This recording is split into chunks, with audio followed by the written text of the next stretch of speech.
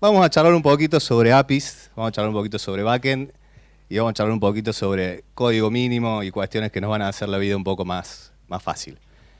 Pero bueno, vamos a despertar un poco de la modorra de la siesta, vamos a hacer unas adivinanzas. No sé cómo nos va a ir Rubén con esto, veo mucho público joven. Sí, no creo que Vamos a hacer el intento, esto pero... adivinen tan fácilmente. No, pero para mí que estudiaron las bases, para mí sí lo saben, ¿eh? ¿Alguien me podría decir qué es esto que estamos viendo en la pantalla? Ah, sí, saben. Saben. Bien. Una tarjeta perforada, sí perforada, señor. imagínate.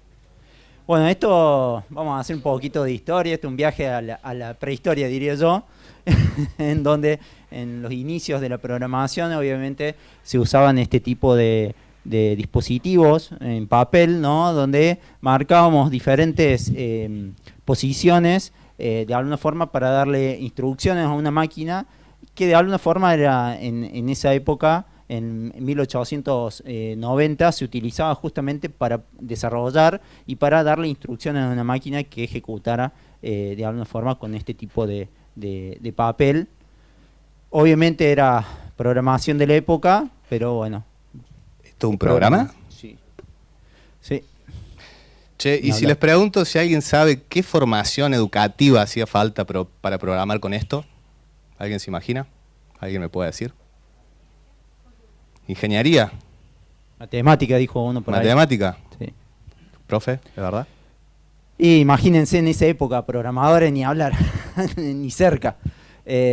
Así que efectivamente, matemáticos, físicos, que de alguna forma empezaron a utilizar este tipo de forma o de esta manera de poderle trasladar a una máquina una serie de instrucciones y que la máquina pudiera ejecutar. Obviamente no servía solamente para programar, sino también para almacenar datos y en esa época obviamente lo usaban empresas, gobiernos, como para manejar información, poder procesar datos con este tipo de herramientas. O sea que en el inicio, si queríamos programar, teníamos que estudiar, ir a la universidad, o sea, ser matemático, ser físico. Y probablemente, no sé si había una carrera o era más algo que se transmitía entre un matemático y otro, ¿no? Okay. No. O libros de matemática que llevaba a un poco entender esto de lógica matemática, cómo podemos hacer que una computadora pudiera ejecutar instrucciones. Había que ir a la universidad. Sí. Y creo que todos tenemos un familiar, amigo, conocido que nos dice, che, yo me quiero meter en la programación. ¿Qué le recomendamos? ¿Que vaya a la universidad?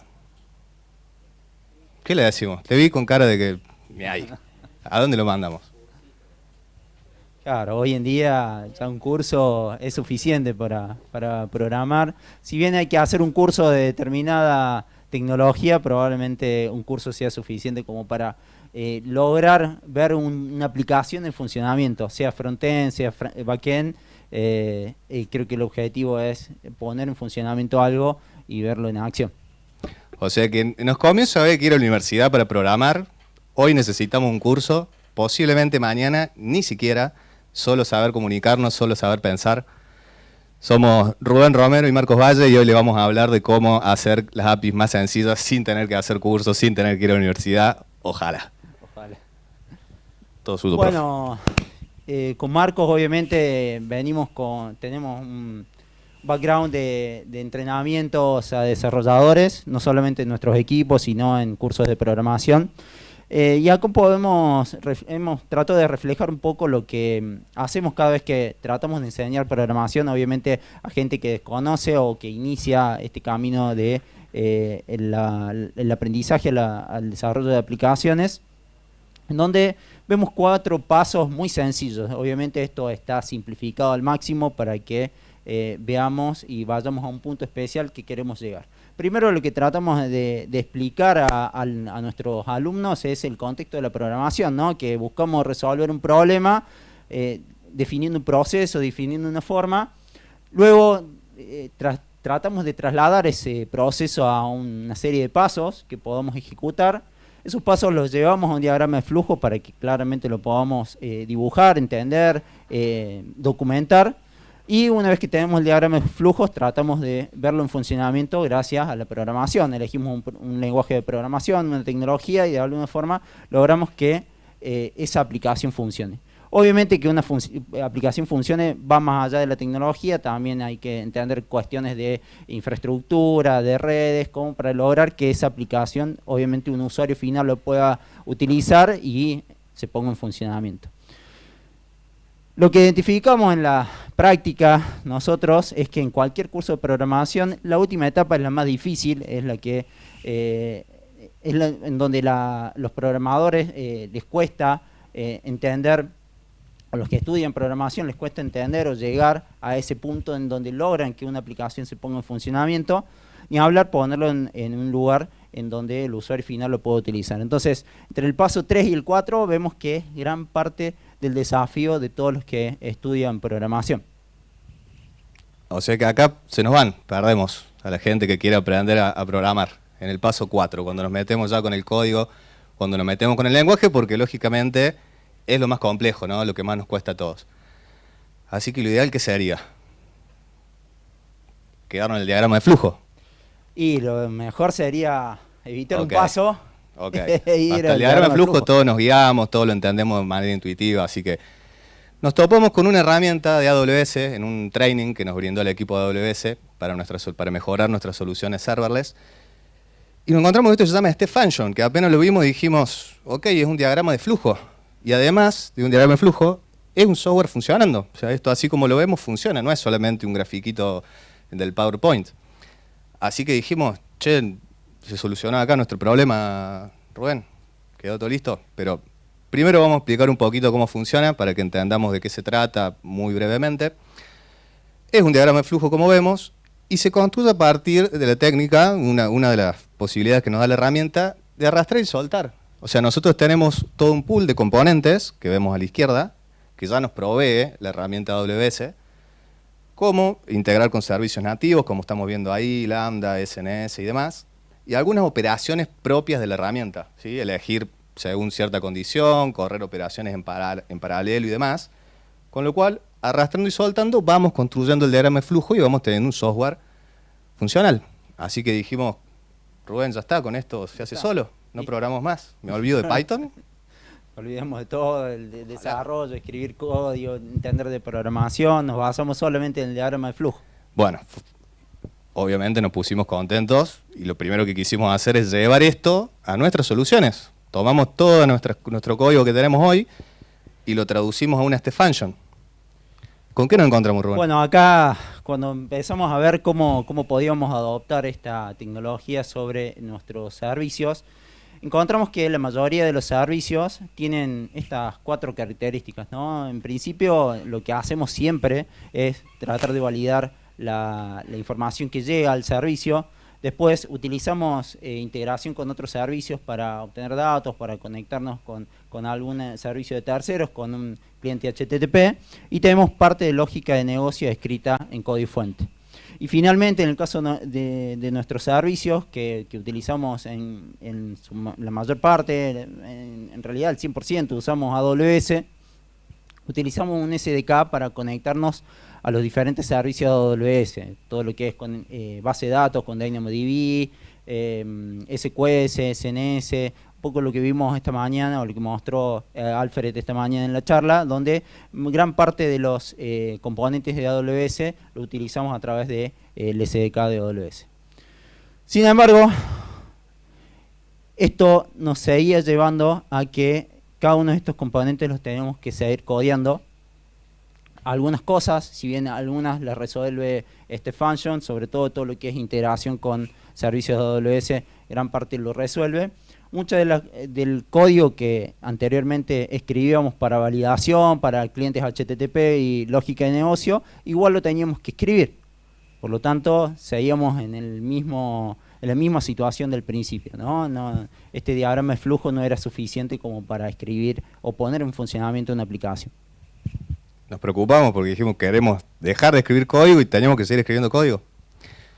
Bueno, sí, Rubén se preocupó, esto se lo cuento, confianza en ustedes, pero le dije, no, pará, busquemos la vuelta, no nos quedemos con esto.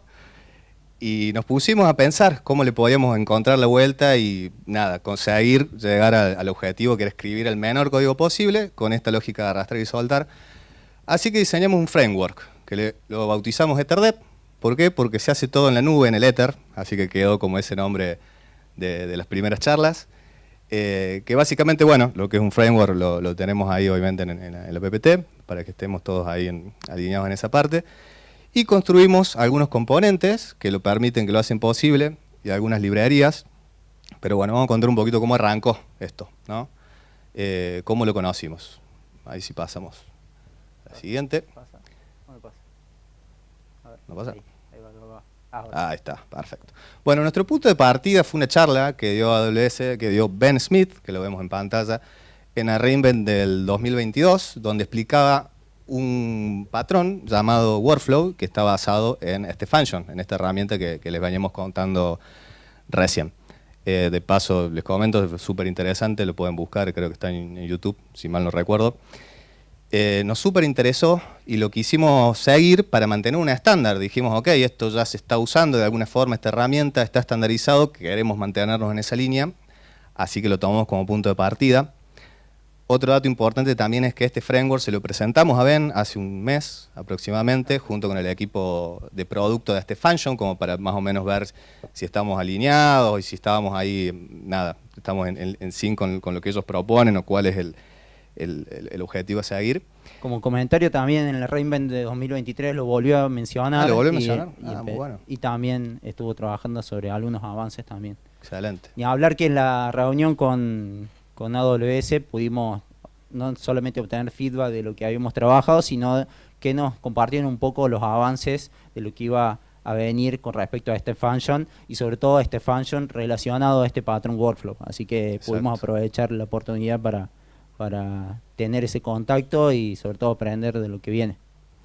Y acá se plantó la primera semilla y te doy pie, Rubén, para que nos cuentes en detalle la técnica de cómo funciona. Bueno, acá un poco el ecosistema de lo que sería EtherDev.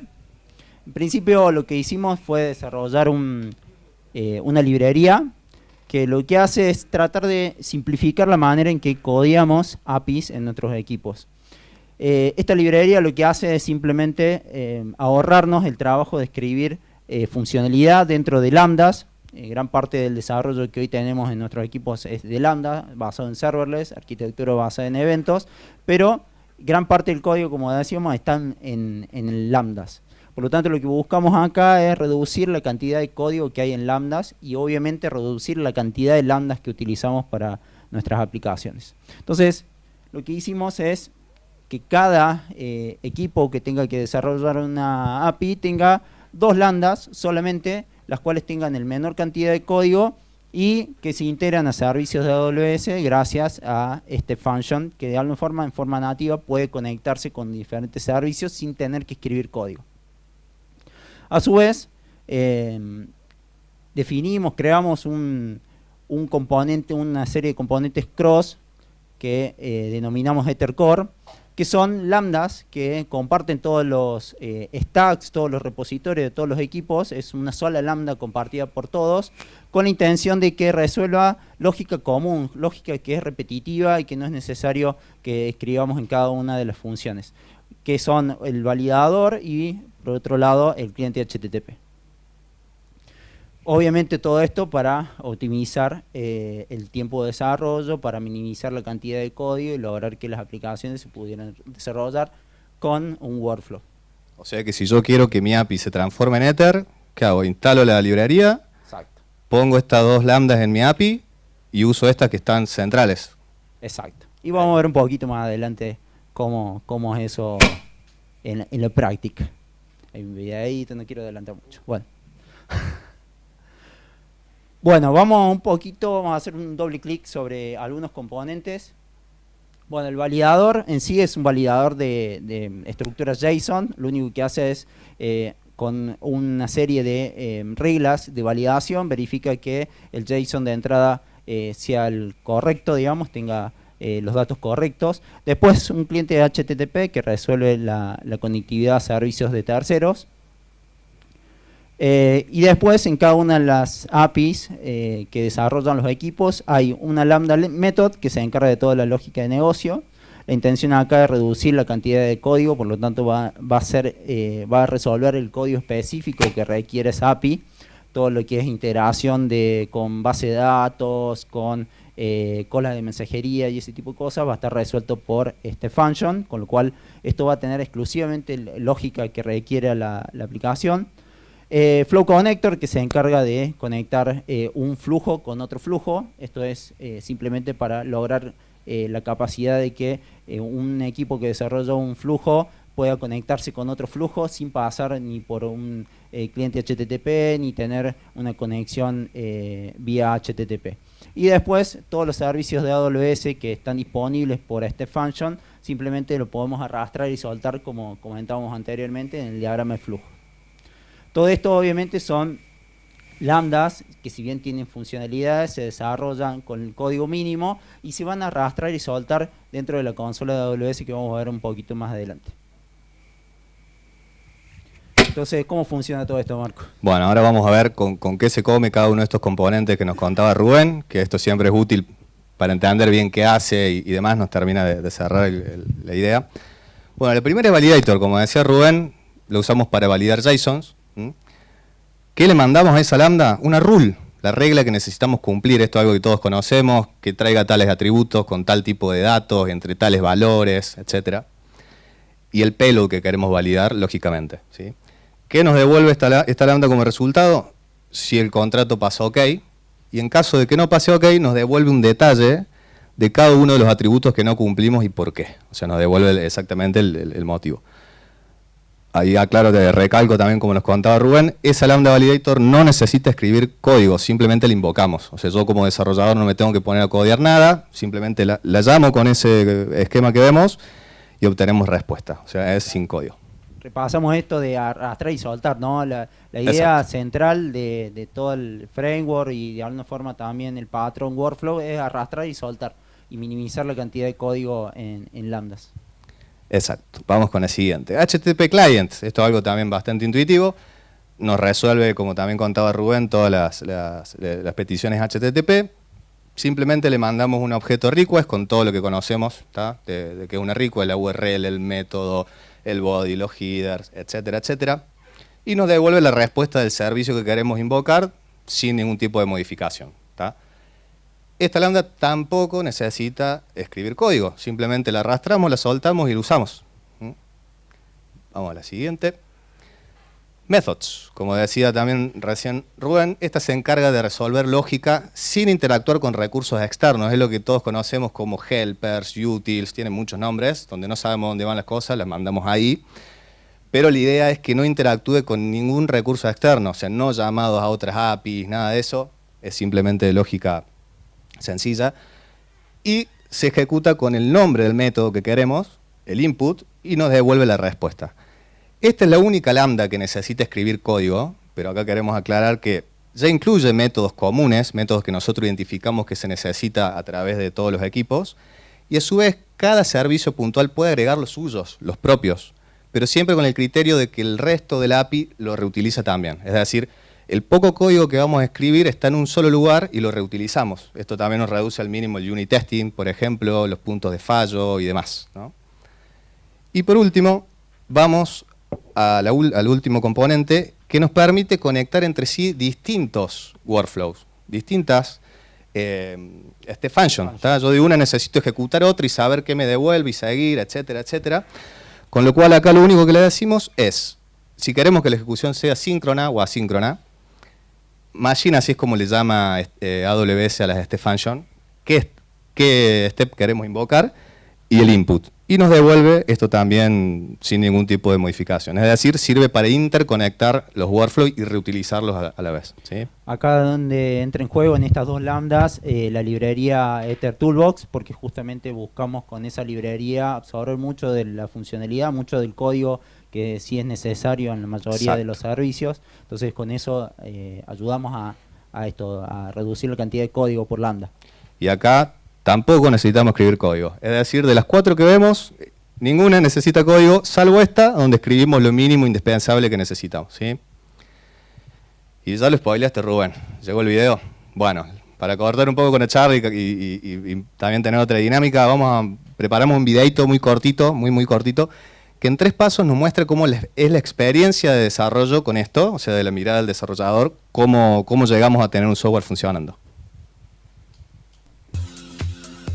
Hola a todos.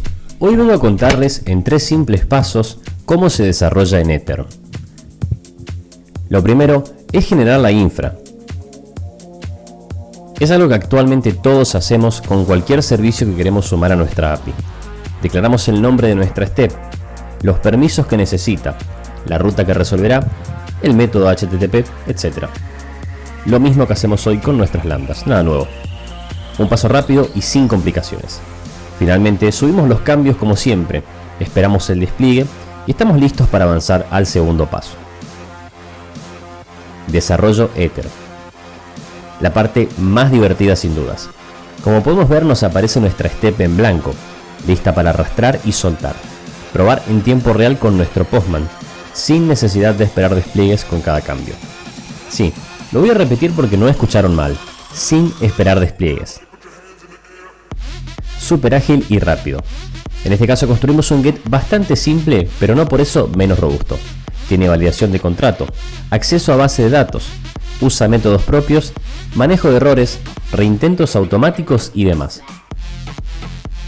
Este paso nos tomó unos 40 minutos aproximadamente. Tercer y último paso, exportar IML. Una vez que dejamos lista nuestra step en la consola, la misma nos permite descargar el archivo IML generado de nuestra step con un clic en menos de un segundo. Solo hay que pegarlo en nuestro repositorio, dedicarle 5 minutos a la buena práctica de reemplazar referencias a los recursos por nuestras configuraciones centralizadas, tal como lo hacemos hoy, y listo, nuestro endpoint Ether está listo para entregar.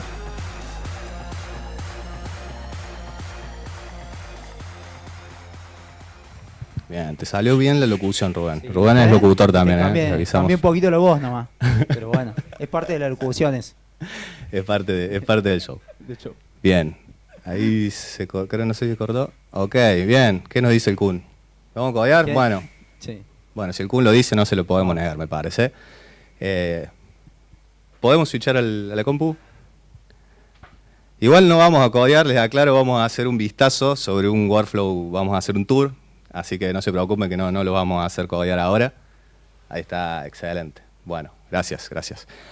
Bueno, esto que estamos viendo en pantalla no es ni más ni menos que un workflow hecho con Ether. Primero ahí les quiero dar un pequeño vistazo de cómo es la interfaz gráfica, ¿no? Como decíamos al principio, esto nos permite arrastrar y soltar, ¿tá? Tenemos acá todo un pool de componentes de AWS. Las acciones que también les decía que vienen incluidas dentro de la herramienta. Estos son lo que todos conocemos como los if, ¿no? Operaciones en paralelo, bucles, etcétera y demás. Pero bueno, esto lo pueden ver, está en muchos lados como es esta herramienta, ¿sí? Acá lo que nos interesa es mostrarle puntualmente este proceso que estamos viendo acá. Para darles un contexto, este es un proceso que usamos en la vida real, ¿tá?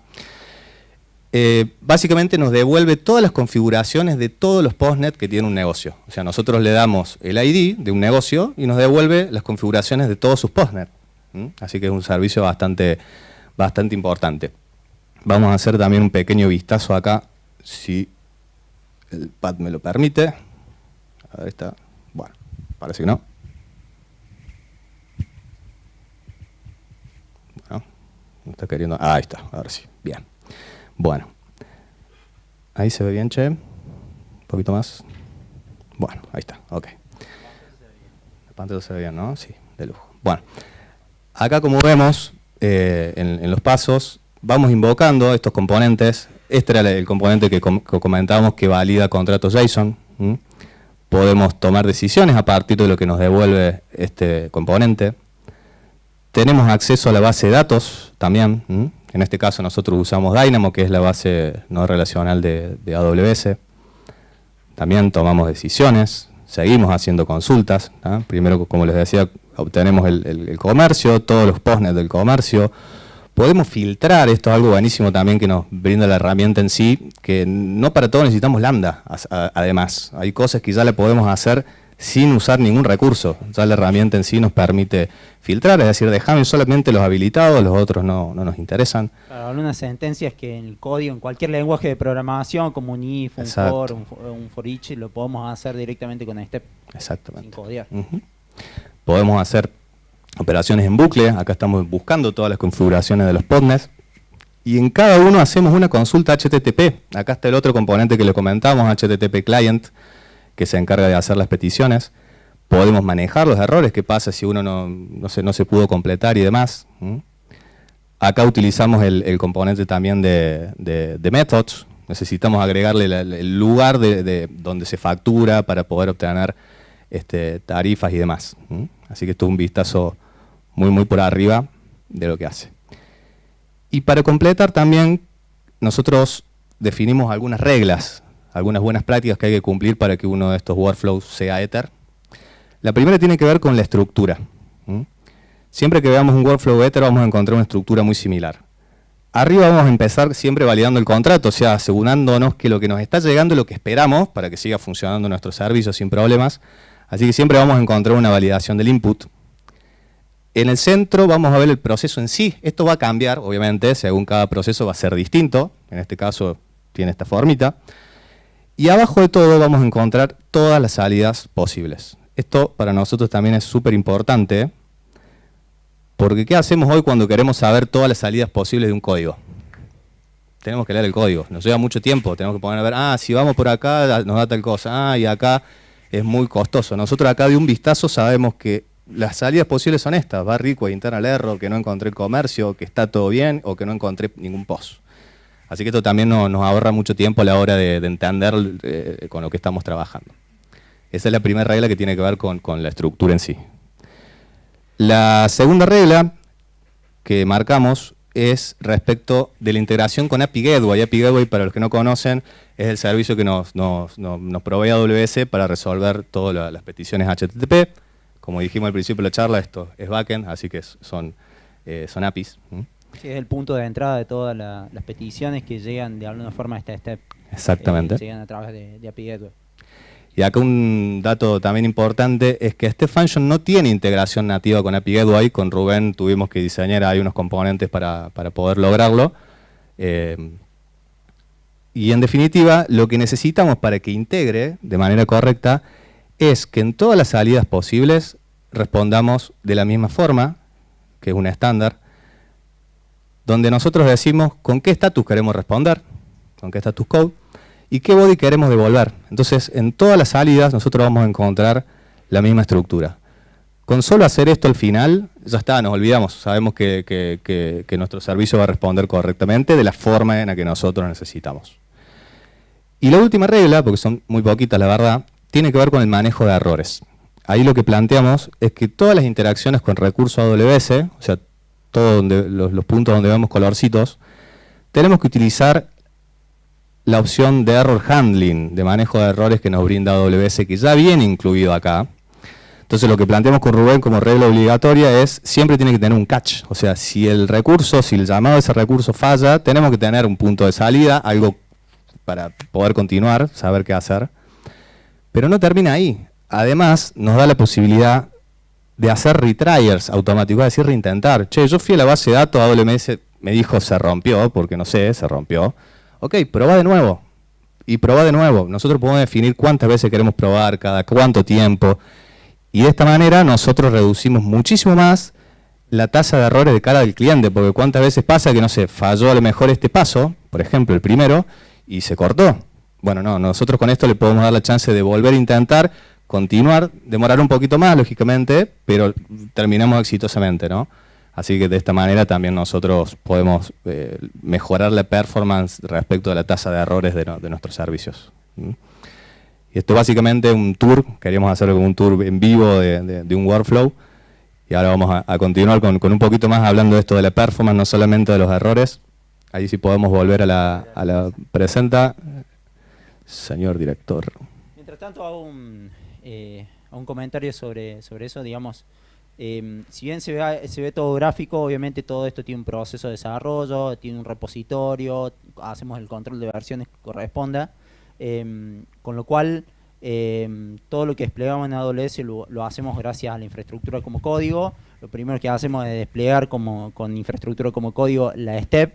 Una vez que se despliega la step, podemos manipular la step de la manera que mostró Marcos, donde podemos ir arrastrando y soltando, y una vez que terminamos, tomamos eso con ese YAML que contaba en el paso 3, lo trasladamos al repositorio para lograr ese versionamiento, ¿no? Porque todo esto tiene que después pasar por todo un proceso que lleve eso a un ambiente productivo. Bueno, procedimos un poquito más, mostrando la performance de lo que estaba mostrando Marquitos, ¿no? Esto es un poco el paso a paso de la ejecución de la step que mostró Marcos en una ejecución, donde podemos ver los tiempos de respuesta realmente impresionantes. Sí, en sí el tiempo de respuesta más largo es la integración con un tercero, que en este caso lleva sí obviamente más tiempo, pero en sí el resto de las operaciones que son parte de las integraciones ya nativas que tiene este function tienen un tiempo de respuesta muy prometedor. Algunos beneficios en relación a Ether y el desarrollo tradicional. En principio, obviamente, lo que dijimos en toda la charla, ¿no? Tratamos de minimizar el código, ¿no? Por otro lado, buscamos minimizar la curva de aprendizaje para que los desarrolladores puedan incorporarse a nuestros equipos y desarrollar rápidamente una aplicación y poderla ver en funcionamiento. Esto que mostramos antes de ver el paso a paso de cómo suceden las cosas nos da mayor visibilidad sobre cómo funciona la aplicación, ni hablar que podemos ver en ambientes productivos si hay un incidente, rápidamente identificar en qué parte de la aplicación se rompió y por qué. Eso es lo que vayamos recién, el paso a paso te lo da automáticamente. Exacto. La complejidad de cualquier desarrollo está dada por la complejidad que le quiera dar el desarrollador. Si quiere utilizar una arquitectura hexagonal o quiere desarrollar una aplicación más grande o más chica, muchas veces depende del desarrollador. Acá lo que buscamos es que la complejidad esté controlada por el framework, en donde la mayoría de las cosas ya están dadas y de alguna forma simplemente tiene que desarrollar ese workflow y enfocarse a la lógica de negocio.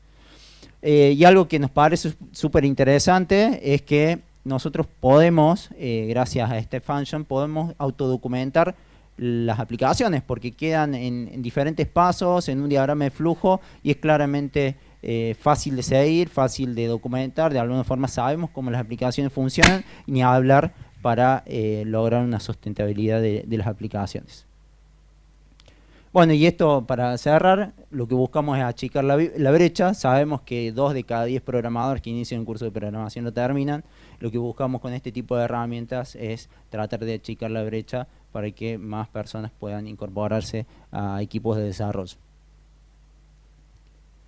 Y esto, un vistazo del equipo de trabajo en EtherDev, los chicos que estuvieron trabajando en los diferentes componentes que obviamente nos acompañaron en este viaje. No los podemos traer a todos, pero los ponemos acá para que los conozcan y son parte del equipo que trabaja en el día a día con nosotros.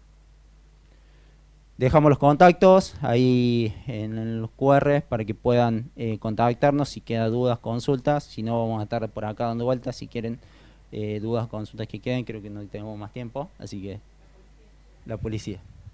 Muchas gracias a todos por la atención.